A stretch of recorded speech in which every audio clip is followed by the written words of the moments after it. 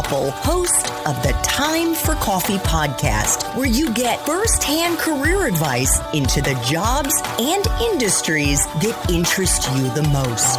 And before we start today's show, I have a quick favor to ask you. If you haven't already, I'd be incredibly grateful if you give us a rating and a review on iTunes. And if you're like me, you need to do it now because you'll forget later and because it's the best way to help others who may be in search of career advice to find this free resource. So press pause if you haven't done it and do it right now. I'll wait. Thanks so much and enjoy today's show. Hey there, Java Junkies. Welcome to another K-Cup mini episode of Time for Coffee. By the way, K-Cups come in 3 sizes, single, double, and triple shots, or roughly 1 minute, 5 minutes, or 10 minutes in length. So if you don't have time to throw back an entire caffeinated career conversation, these K-Cup mini episodes of T4C can give you a quick caffeinated fix, whether you're on the go or you only have a few minutes to binge. So grab your mug and take a chug, because it's time for a caffeinated career triple shot K-Cup with my guest, Hana bin Shabat. And that is when you began in your management consulting work. Not yet. Oh, okay. So after I graduated from Rotterdam, and this is again maybe a lesson for people who are listening. I was obsessed when I was in school with the idea of becoming a management consultant. And I went to several interviews and companies were really picking me up, which was very encouraging, but I never actually got an offer from a consulting firm. And there were lots of reasons for that. I was a foreigner. I didn't speak local languages fluently, and I didn't have the immigration status to actually be employed. So I thought, this is all not going to go anywhere. And then out of the blue, a friend of mine from university who was living in Brazil at the time called me and said, there is this Israeli company that is based in Brussels, and they're looking for marketing people. You should really apply. And she gave me a phone number to whom to talk. So then that was my first job. So I actually joined an Israeli company based in Brussels, and I became their marketing director for Europe. Marketing, technology, equipment to the graphic art and the printing industry. Did you know anything about marketing? Yes, because I had my first experience in the startup where basically I did everything. I did sales, I did marketing, I did design of packaging. That was the great thing about that experience, that it was so all-encompassing. And I guess they were looking for someone who just came from an MBA program, and I studied marketing. So I basically went into it and I grew into the role, and it was actually a phenomenal role. And how long were you there, Hana, before you moved into management consulting? For 3 years. And how did you get your foot in the door? It was actually very funny. One day I came home and I had in my mailbox this beautiful booklet from A.T. Kearney. And it says, now you are 2 years after your MBA. And have you considered management consulting? Have you considered what is your worth in the market? And we are having this program of hiring people with MBA with 2 years of experience, especially in areas of marketing. So I applied, and it was really like applying again all over again to a business school with 7 essays and all these kind of things. And there was a big event with people watching you, interacting, and this time it worked. So I did have the offer, and then I moved to London a year later to join the London office.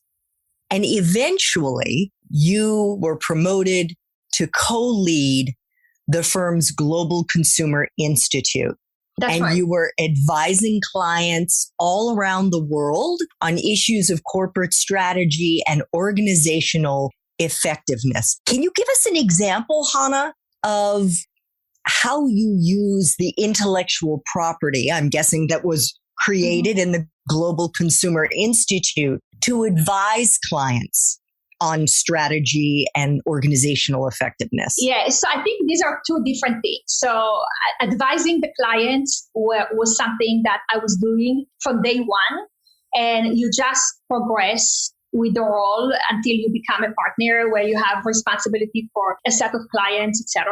And in addition to that, I was doing the Global Consumer Institute. And these are two different things. So the Global Consumer Institute objective was to really do research that identified what are the big trends that we are seeing with consumer behaviors and in the consumer market, in the retail market, that we can take to our clients and say, hey, this is what's happening. And this is kind of in addition to advising them on big issues. But I can give you an example of exactly what you asked about. In 2012, the market just started to move into e-commerce in categories where we didn't think before that it would be possible. Like, for example, in the beauty industry. And we did this study and we came up with some really important messaging to the market. And we said, people will buy beauty online. It's happening. It's going to happen way early before everyone actually was thinking about it. And we took that to some clients and we were able to say, we think this is where it's heading. It's good if you start thinking about it right now. And that kind of lead to advising clients on that particular topic. So that's kind of one way when the two aspects of my work intersect. And could you give us a sense as to how your impression of management consulting, what it would be like when you were a student, how that matched up or didn't match up with the reality of what you found once you got it inside the industry? I would say it matched perfectly. And because the way I always saw management consulting, even as a student, it's a place where you're going to have opportunities to tackle big problems of clients and help your clients solve these problems. And you're never going to stay in one place or on one client for too long. So this problem is going to change, and that's how you learn and that's how you grow. And for me, that was really appealing because I really dreaded the idea that I'm going to do something forever in the same place and exactly the same role for years and years and years. And this was just, okay, I'm with the same company, but the clients are different, the assignments are different. And it's just fascinating. And in that aspect, it totally meets my expectations. So in 2019, after you had been at A.T. Kearney for just about 20 years, I now see the common thread between the Global Consumer Institute and the firm that you created, Yes. Gen Z Planet. Why did you want to start your own firm? I wanted to start my own company because I felt like I maximized what I could achieve within the organization. And that is, I led the beauty and luxury practice. I was on the board of, I sat on our board of directors, and I just thought, I could continue doing this for another 10 years or till retirement. And is this really what I want to do? I think also there was an element, more personal element of lifestyle. Consulting is a very demanding lifestyle, which I think it's great when you are younger. You kind of go with the flow, you can travel everywhere. But I think when you get to a certain point in your life, you really don't want to be in airports and hotels and be in three cities every single week of the month. So I think everything kind of came together, and I had this idea of Gen Z. And I think the other thing, one of the things that I learned during my 20 years is one of the things I really truly enjoy is research and identifying insight and making sure that insight can translate into action. And I just thought this is the perfect time and this is the perfect topic, and it's bringing together all my skills and my passion.